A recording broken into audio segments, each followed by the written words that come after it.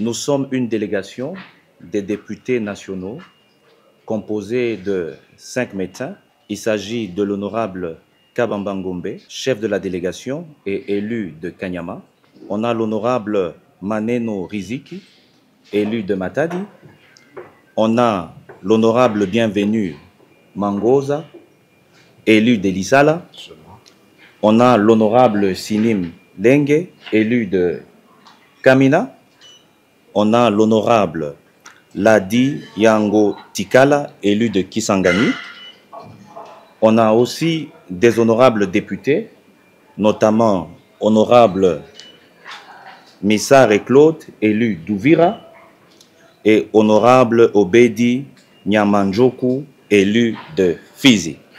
Nous saluons les relations bilatérales entre la République démocratique du Congo et la République du Burundi à travers leur chef d'État, son Excellence Félix Antoine Tshisekedi, et son homologue, son Excellence Évariste Ndayi Shimire. Nous remercions également le gouvernement burundais et sa population pour l'accueil réservé à nos compatriotes congolais qui ont fui la guerre d'agression. Nous remercions également le HCR et les autres organisations internationales pour leur intervention et leur rapidité dans la gestion de la situation humanitaire de réfugiés congolais ici au Burundi. Nous voulons dire un petit mot sur ce qui est constat général. Nous avons visité le site de transit de Chibitoke et celui de Chimere, ainsi que le site des réfugiés de Guiaro. C'est le plus grand site qu'on a eu à voir. Et là, nous avons, selon le rapport de l'HCR, plus ou moins 70 000 réfugiés congolais sur le sol burundais. C'est vraiment énorme. Et on a compris par là que ça a pesé sur le gouvernement burundais. D'où la bonne foi de ce gouvernement de nous avoir acceptés. Dont certains sont dans les familles d'accueil à l'heure dont nous sommes en train de tenir cette conférence de presse.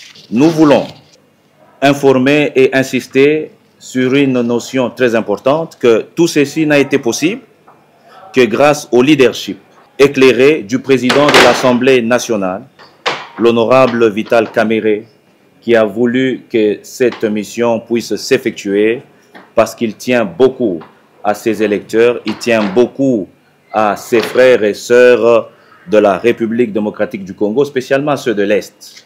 Nous voulons que vous puissiez avoir quand même quelques notions sur les constats qu'on a eu à effectuer chez les femmes et les enfants, parce que c'est là aussi on a vu la bonne foi des instances internationales ainsi que du gouvernement burundais. Et là, je passe la parole à notre collègue honorable Maneno pour vous donner l'aperçu de la situation à ce niveau-là. En ce qui concerne le constat fait lors de nos visites, nous pouvons vous dire qu'une attention particulière est attachée à la catégorie des femmes et des enfants. C'est la plus grande portion de la population déplacée, parce que vous savez que les hommes ont l'habitude de garder la maison et de plutôt faire déplacer les femmes et les enfants. Ces femmes qui portent des stigmates très très lourds de cette guerre injuste sont là, elles ont été violentées, elles ont subi beaucoup d'affres de cette guerre.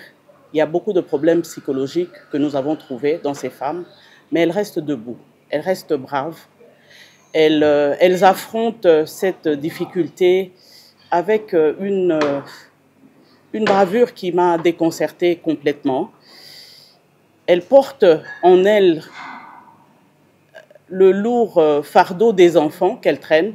La plupart ont une dizaine d'enfants, en moyenne 6-7, des petits-enfants qui souffrent de malnutrition, elles aussi, parce qu'elles ont du mal à nouer les deux bouts du monde.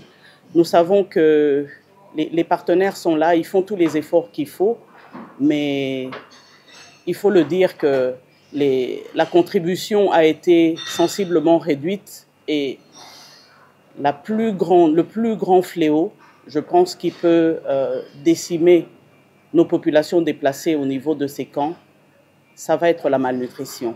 C'est ici pour nous le moyen de nous dire que nous allons porter ce plaidoyer-là, d'abord dans notre pays, puisque nous sommes des représentants du peuple, pour expliquer que cette situation ne peut pas rester éternelle et que toutes les parties qui sont en cause doivent tout faire pour que la paix revienne rapidement et que cette situation soit résolue. Le gouvernement burundais, à mon avis, à notre avis, doit être soutenu, mais nous allons réserver peut-être la primeur de tous les détails de ce que nous avons vu là à l'organe qui nous a envoyés en mission.